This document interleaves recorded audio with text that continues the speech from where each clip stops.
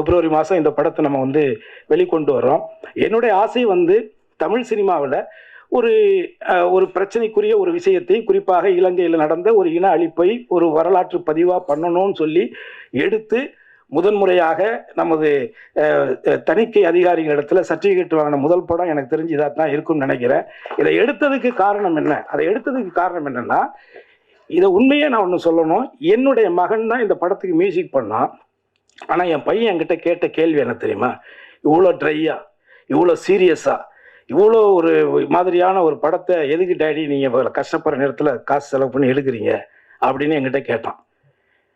ஏன்னா இவங்க லவ் பண்ணுறாங்க, லவ் பண்ணும்பொழுது கூட எனக்கு மண், மொழி, இனம் அப்படியெல்லாம் பேசுகிறாங்க. இதெல்லாம் யார் டேடி இப்போ இந்த காலத்தில் ஏற்றுக்குவாங்க? இல்லைடா, இது நடந்த காலகட்டங்கள். அப்பா காதலிச்சாங்க, நிறைய பேர் போராளிகள் காதலிச்சு திருமணம் பண்ணியிருக்காங்க. நானே நிறைய பேரை பார்த்துருக்கிறேன்.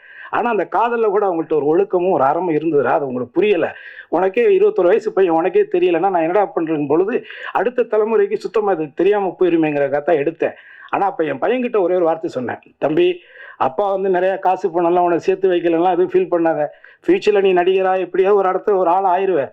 அப்படி ஆனாலும் கூட வரக்கூடிய காலங்களில் நடிகர் கருணாஸோட பையன், எம்எல்ஏ கருணாசு பையன்லாம் சொல்கிறத விட இந்த சல்லியர்னு ஒரு படம் எடுத்தானே அவனோட புள்ளன்னு உனக்கு ஒரு அடையாளத்தை என்னால் உருவாக்கி கொடுக்கணும். இதாண்டா உனக்கு நான் கொடுக்குற சொத்து அப்படின்னு தான் நான் அவன்கிட்ட சொன்னேன். உண்மையிலே அந்த உணர்வில் தான் இதை நம்ம செஞ்சுருக்கிறோம். எல்லாருமே நமக்கு என்னன்னு போயிட்டோம்னா வேற யார் தான் செய்கிறது அப்படிங்கிறது. அதாவது இது நம்ம நாடு, அது நம்ம ஊர், தமிழ்நாடு நம்ம ஊர். இந்த ஊரில் எல்லாரும் வாழலாம், ஆனால் ஆள்பவன் தமிழனாக இருக்க வேண்டும். அதற்கான சீமானவர்களை உரையாற்ற வருக வருக என்று நான் வரவேற்கிறேன். பாதகம் செய்பவரை கண்டால் நாம் பயங்கொள்ளலாகாது பாப்பா, மோதி மிதித்து விடு பாப்பா, அவர் முகத்தில் உமிழ்ந்து விடு பாப்பா.